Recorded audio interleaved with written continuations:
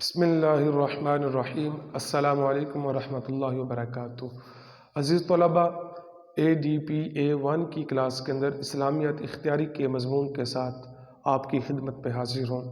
عزیز طلباء، آج کا ٹاپک بھی بہت اہم ہے، وہ ہے استئذان۔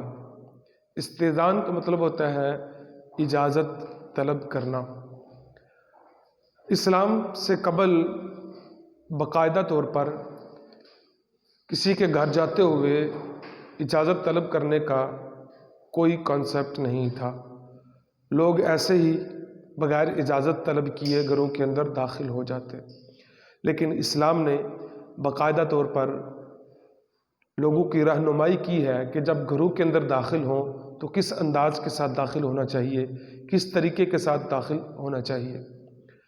اس حوالے سے اسلام میں اجازت طلب کرنے کا کیا طریقہ ہے، تو حضور صلی اللہ علیہ وآلہ وسلم نے ارشاد فرمایا کہ جب تم کسی کے گھر کے اندر جاؤ تو 3 دفعہ اجازت طلب کرو۔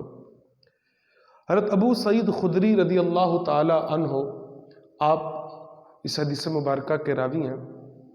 آپ کہتے ہیں کہ ایک دفعہ ہم ایک مجلس کے اندر بیٹھے ہوئے تھے تو حضرت ابو موسیٰ اشعری رضی اللہ تعالی عنہ بڑے ڈرے ہوئے وہاں پر آئے، تو ان سے پوچھا گیا کہ آپ کیوں ڈر رہے ہیں؟ تو آپ کہنے لگے کہ میں اس لیے ڈر رہا ہوں کہ میں حضرت عمر فاروق رضی اللہ تعالیٰ عنہ کے پاس گیا اور میں 3 دفعہ وہاں پر جا کر میں نے اجازت طلب کی، لیکن آگے سے کوئی جواب نہیں آیا تو وہ واپس لوٹ آیا۔ تو حضرت عمر فاروق رضی اللہ تعالیٰ عنہ کو پتہ چلا تو انہوں نے مجھ سے پوچھا کہ تم وہاں پر ٹھہرے کیوں نہیں رہے؟ تو میں نے آگے سے کہا کہ میں نے مصطفیٰ کریم علیہ الصلوۃ والسلام سے سنا ہے کہ حضور صلی اللہ علیہ وآلہ وسلم نے فرمایا کہ جب تم کسی کے دروازے پر جاؤ اور 3 دفعہ اجازت طلب کرو اور اجازت نہ ملے تو واپس لوٹ جاؤ، تو اس لیے میں واپس لوٹ آیا۔ حضرت عمر فاروق رضی اللہ تعالیٰ عنہ نے مجھے کہا کہ تم اس حدیث کی صحت پر کوئی گواہ لے کر آؤ۔ تو وہاں پر میں آیا تو میں ڈر رہا ہوں کہ میں کس کو گواہ لے کر جاؤں، تو حضرت ابو سعید خدری رضی اللہ تعالیٰ عنہ کہتے ہیں کہ وہاں پر حضرت سعد ابی ابی بن کعب رضی اللہ تعالیٰ عنہ وہ بھی موجود تھے۔ وہ کہنے لگے کہ تمہارے ساتھ وہی جائے گا جو سب سے چھوٹا ہے۔ تو ابو موسیٰ اشعری کہتے ہیں کہ ابو سعید خدری کہنے لگے کہ سب سے چھوٹا میں ہی ہوں، چلو میں آپ کے ساتھ چلتا ہوں۔ تو آپ کے ساتھ گئے اور جا کر یہ گواہی دی کہ رسول کریم صلی اللہ علیہ وسلم نے ارشاد فرمایا تھا کہ جب تم کسی کے گھر میں جاؤ تو 3 دفعہ اجازت طلب کرو، اجازت نہیں ملتی تو پھر واپس لوٹ جاؤ۔ 3 بار اجازت طلب کرنے کے اندر حکمت کیا ہے؟ حضرت قتادہ فرماتے ہیں کہ پہلی دفعہ جب بندہ اجازت طلب کرتا ہے تو گھر والوں کو پتہ چل جاتا ہے کہ یہ فلاں شخص آیا ہے۔ جب وہ دوسری دفعہ اجازت طلب کرتا ہے، السلام علیکم کہتا ہے، تو وہ سنبھل جاتے ہیں اور ہوشیار ہو جاتے ہیں، اور تیسری دفعہ جب وہ اجازت طلب کرتا ہے تو وہ یہ فیصلہ کر لیتے ہیں کہ شخص کو گھر کے اندر داخل ہونے دینا ہے یا داخل نہیں ہونے دینا۔ سعد بن عبادہ کے گھر میں نبی کریم صلی اللہ علیہ وسلم تشریف لے گئے تو آپ صلی اللہ علیہ وآلہ وسلم نے 3 دفعہ سلام کیا دروازے پر۔ 3 دفعہ سلام کرنے کے بعد اندر سے کوئی جواب نہ آیا تو آپ واپس چل پڑے۔ تو اندر سے پھر حضرت سعد بن عبادہ رضی اللہ تعالیٰ عنہ باہر آئے اور آ کر حضور صلی اللہ علیہ وسلم کو پکڑ لیا تو کہا یا رسول اللہ علیہ وسلم میں گھر پر ہی تھا، جب آپ السلام علیکم کہہ رہے تھے تو میں چاہتا تھا کہ آپ دعا میرے لیے کرتے رہیں اور میں آپ کی دعاؤں کو اپنے دامن کے اندر سمیٹتا رہوں۔ اس حدیث مبارکہ سے بھی پتہ چلتا ہے کہ حضور صلی اللہ علیہ وسلم کا بھی یہی فعل تھا کہ حضور صلی اللہ علیہ وآلہ وسلم نے 3 دفعہ اجازت طلب کی اور 3 دفعہ اجازت نہ ملنے پر حضور صلی اللہ علیہ وآلہ وسلم وہاں سے چل پڑے۔ حضرت فاطمہ الزہرا سلام اللہ علیہا جب بھی حضور صلی اللہ علیہ وآلہ وسلم کے پاس تشریف لے جاتی تو آپ بھی اجازت طلب کیا کرتی تھیں۔ حضرت عائشہ صدیقہ رضی اللہ تعالیٰ عنہ کے گھر کے اندر حضرت زینب بن حجش گئیں تو انہوں نے بھی اجازت طلب کی، یعنی کہ پھر اسلام کا یہ وتیرہ رہا کہ مسلمانوں کا یہ وتیرہ رہا کہ وہ جب بھی کسی کے گھر میں جاتے تو وہاں پر جا کر وہ اجازت طلب کرتے۔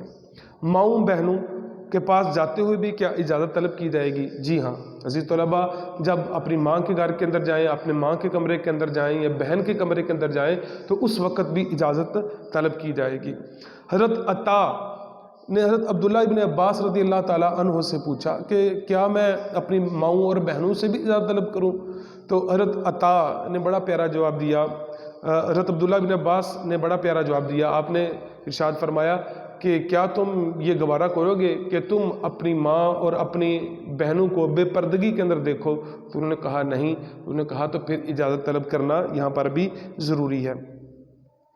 اپنی ذاتی گھروں میں بغیر اجازت کے بندہ داخل ہو سکتا ہے، لیکن بہتر یہی ہے کہ اپنی موجودگی کا احساس دلاتے ہوئے گھر کے اندر داخل ہوں. اگر آپ بیوی کے کمرے کے اندر بھی جا رہے ہیں تو ممکن ہے کہ بعض اوقات بیوی کسی ایسی حالت کے اندر ہو کہ وہ پسند نہیں کرتی کہ میرا خامند بھی مجھے اس حالت کے اندر دیکھے، تو اجازت طلب کر لینا بے حد ضروری ہے. صحابہ کرام کا یہ طریقہ رہا کہ صحابہ کرام جب اپنی بیویوں کے حجرے کے پاس بھی جاتے تو وہاں پر کھنگارتے اس طرح کرتے، یا پھر دوسروں کے ساتھ اونچی آواز سے باتیں کرتے تاکہ بیوی کو پتہ چل جائے کہ خامن جو ہے وہ کمرے کے اندر آنے والے ہیں.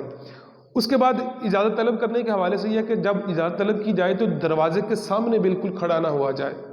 حضور صلی اللہ علیہ وسلم کا طریقہ یہ تھا کہ جب حضور صلی اللہ علیہ وسلم کسی کے گھر جاتے تو آپ صلی اللہ علیہ وسلم دروازے کی سائڈ پہ کھڑے ہوتے.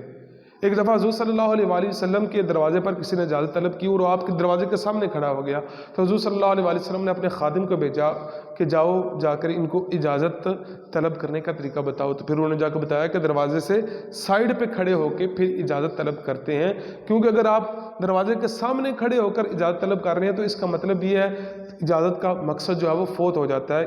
اجازت کا تو مطلب یہ ہے کہ کسی کے گھر کے اندر دیکھنے کی، کسی کے گھر کے اندر آنے کی اجازت طلب کی جائے. عزیز طلباء، استئذان کے مقاصد کیا ہیں کہ اجازت طلب کرنے کا مقصد کیا ہے، کیوں اجازت طلب کی جائے، کس لیے کی جائے؟ پہلی بات تو یہ ہے شخصی حقوق کا تحفظ. ہر انسان کی اپنی پرائیویسی ہوتی ہے اور پرائیویسی اس کے ساتھ اٹیچ ہوتی ہے. اب کوئی بھی بندہ اس کے پرائیویسی کے اندر بغیر اجازت کے داخل ہو جائے تو یہ اسلام اس چیز کو کبھی بھی ایکسیپٹ نہیں کرتا. اس سے کیونکہ معاشرے کے اندر بگاڑ پیدا ہوتا ہے، اپنے ذہنوں کے اندر غلط فہمیاں پیدا ہوتی ہیں، تو اسلام ہرگز غلط فہمیوں کو، قدرتوں کو، نفرتوں کو پیدا نہیں کرنا چاہتا. اس لیے اس نے استئذان کا حکم جو ہے وہ دے دیا ہے. ادب و شائستگی کا اظہار، اسلام نے ہر قدم پر انسانیت کی رہنمائی کی ہے اور وہ تہذیب سکھاتا ہے، شائستگی سکھاتا ہے، ہر ایک چیز کے حوالے سے انسان کی رہنمائی کرتا ہے. فکری تطہیر بھی ہوتی ہے کہ انسان کا جو فکر ہے وہ پاک اور صاف رہے. دیکھیں اگر آپ کسی کے گھر کے اندر جا رہے ہیں، آپ کو پتہ ہے یہاں پہ لڑکیاں ہوتی ہیں، بیٹیاں ہوتی ہیں، تو ذہن کے اندر یہ شائبہ آ سکتا ہے کہ میں ان کو دیکھوں گا. تو اسلام نے اس چیز کی طرف بھی توجہ دلا دی کہ جب کوئی بندہ جائے اجازت طلب کرے تاکہ گھر کے اندر رہنے والے جو ہیں وہ با پردہ ہو جائیں، اپنے آپ کو اچھے طریقے کے ساتھ ڈھانپ لیں. برائی سے بچنے کی پیشگی تدبیر، اسلام نے پیشگی تدبیر کی ہے برائی سے بچنے کی. جب دیکھیں بغیر اجازت کوئی گھر کے اندر آتا ہے تو گھر کے اندر تو خواتین ہوتی ہیں، تو وہ خواتین کو دیکھے گا تو اس چیز سے بھی اسلام نے پھر منع کر دیا. پھر اس کے بعد جب گھر کے اندر داخل ہوتے ہیں تو السلام علیکم کہتے ہیں، یہ دعا ہے، تو دعا کرنے سے آپس میں محبت پیدا ہوتی ہے. حضور صلی اللہ علیہ وسلم نے فرمایا کہ تم میں سے کوئی بھی اس وقت تک مومن نہیں ہو سکتا جب تک وہ آپس میں ایک دوسرے کے ساتھ محبت نہ کریں. اور پھر حضور صلی اللہ علیہ وسلم نے فرمایا کہ آپس میں محبت پیدا کرنے والی چیزیں کون سی ہیں؟ ان میں سے ایک یہ ہے کہ جب تم آپس میں ملو تو ایک دوسرے کو السلام علیکم ورحمۃ اللہ وبرکاتہ کہو. خیر کا پہلو، جہاں پر اللہ رب العزت نے قرآن حکیم کے اندر سورہ نور کے اندر استئذان کا حکم ارشاد فرمایا، اجازت لینے کا حکم ارشاد فرمایا، اس کے آگے اللہ تبارک و تعالیٰ فرماتا ہے ذالکم خیر لکم لعلکم تذکرون، یہ تمہارے لیے بہتر ہے اگر تم اس سے نصیحت پکڑو.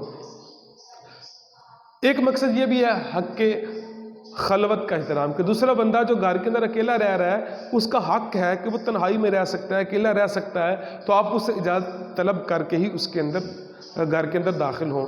دوسروں کے آرام کا خیال رکھنا یہ بھی ایک مقصد ہے استئذان کا، کہ بعض اوقات ممکن ہوتا ہے کوئی بندہ مطالعہ کر رہا ہوتا ہے اور وہ نہیں چاہتا کہ کوئی بندہ آئے اور آ کر اس کو ڈسٹرب کرے.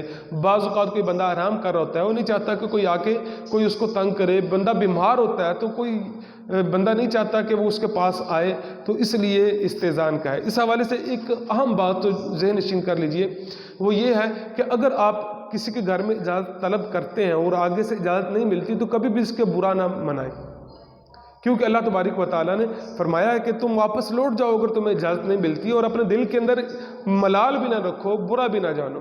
ویسے صحابہ کرام کا یہ طریقہ رہا ہے کہ کوئی بھی ان کے دروازے پر آتا تو وہ اس کو واپس نہیں بیچتے تھے، بلکہ اس کی بات کو اچھے انداز کے ساتھ سنتے تھے۔ صحابہ کرام رضوان اللہ علیہم اجمعین کہتے ہیں کہ ہم قرآن کے اس حکم پر کبھی بھی عمل نہیں کر سکے کہ ہم کسی کے گھر کے اندر جائیں اور وہ ہمیں کہے واپس لوٹ جاؤ اور ہم واپس لوٹ جائیں، کیونکہ کوئی بھی صحابی جب کوئی ان کے دروازے پر آتا تو وہ اس کو واپس نہیں لوٹاتے تھے۔ عزیز طلباء، یہ آج کا ہمارا ٹاپک تھا۔ اس ٹاپک کو ذہن نشین کیجئے، گھروں کے اندر امپلیمنٹیشن اس کی کیجئے کہ جب آپ کسی کے گھر کے اندر داخل ہوں، کمرے کے اندر داخل ہوں تو اجازت لے کر داخل ہوں۔ اللہ تبارک و تعالی ہمیں قرآن و حدیث پر عمل پیرا ہونے کی توفیق عطا فرمائے۔ السلام علیکم ورحمۃ اللہ وبرکاتہ۔